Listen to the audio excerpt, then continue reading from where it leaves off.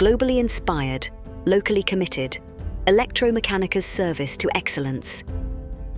Behind every solution is a story of quality, innovation, and dedication.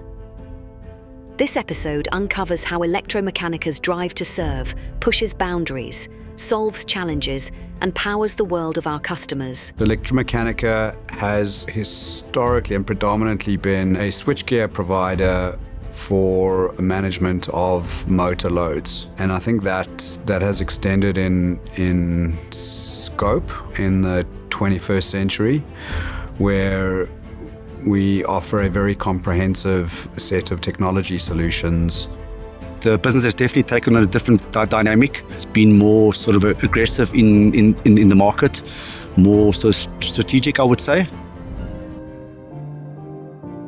We're quite specific in tracking data points that kind of point to how well we've done or kind of the milestones that the company has delivered. The big one, obviously, from a kind of round numbers perspective, is when the business went above 1 billion rand of revenue, which was done for the first time in 2022. I think that EM really does well is investing in its people. I think that's what we placing our emphasis on, is to empower our people and educate them. So the better they become, the better we as EM will become as well.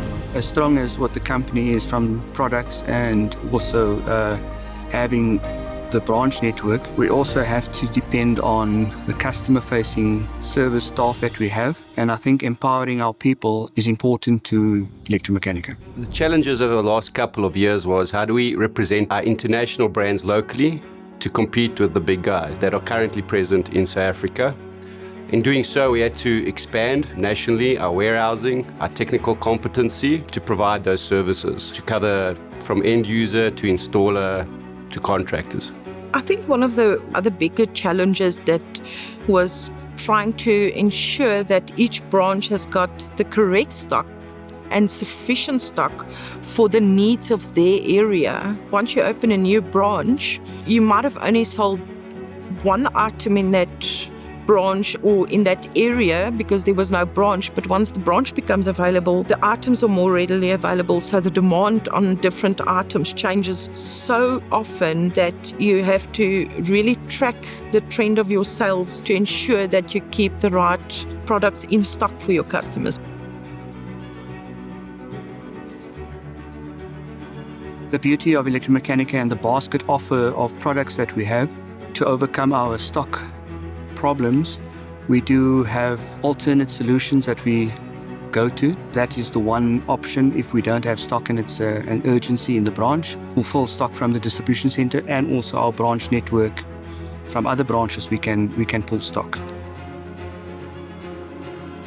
So in terms of evolution of kind of our facilities network and branch network, it's all been driven by our philosophy of service and stock availability anywhere across South Africa within 24 hours has been the principle that's underpinned it.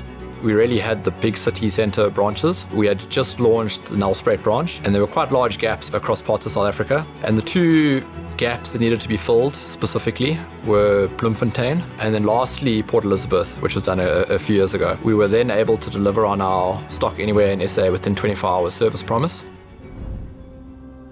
We've grown from almost like an administrational type offer, meaning to say that we have the products, we have the stock, and we offer it to the market when they ask for it, to today where we have a solution approach and an active promotion of the offers of this company. And that offer has expanded fundamentally. It's, if you look at the direct products that we have, if you look at the investment that was made in the mechatronics activity of Polytech and others, it's really great for growth. Facilities have been expanded tremendously, particularly over the last, say, 5 to 10 years. Quite a new amount of branches have been set up, obviously, so we can service customers all around South Africa. And not just that, the actual facilities improvements themselves, from battery backup, solar storage, remote monitoring. And not just that, a lot of technical innovations from the staff members themselves, trying to find ways into testing products, verifying how they're functioning correctly or not. And I think that speaks a lot to the culture at EM, where there's a continuous drive for development and putting out the best products and the best testing facilities we can. My first stress is to make sure that all the customers get their deliveries on time, making sure that the drivers are also looking forward to start their day and deliver with a smile.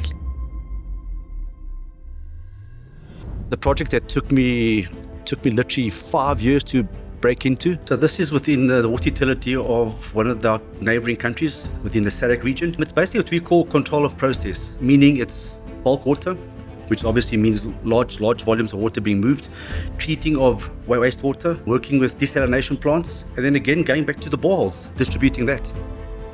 We recently did a project at a farm, converting a cold room to completely off-the-grid solar room. By doing that, we've changed all the components in the system to work with DC.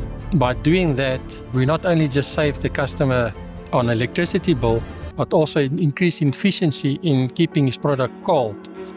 The way our industry works is it's not always possible to plan for every eventuality. And whether you're building something new or one of our customers is building something new or there's routine maintenance that needs to happen on a plant, EM needs to be there for its customers to react quickly. And part of getting that service right is actually really just listening to your customers, what they need, how they need it, where they need it, and how to give it to them.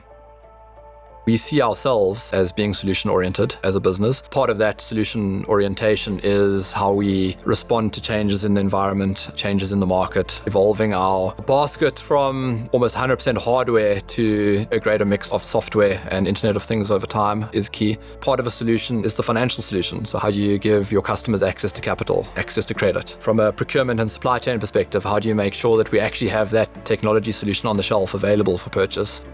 I think the challenges and exciting parts for the next 40 years will be expansion. In the next 40 years, I'd like to see the trend and what we've built in the last 40 years continue. EM will be seen as the pioneer in this field. The whole Africa is going to be supplied by Electromechanica. Even the street vendors will be selling our products. In our next episode, join us to see how we envision going beyond our 40-year legacy.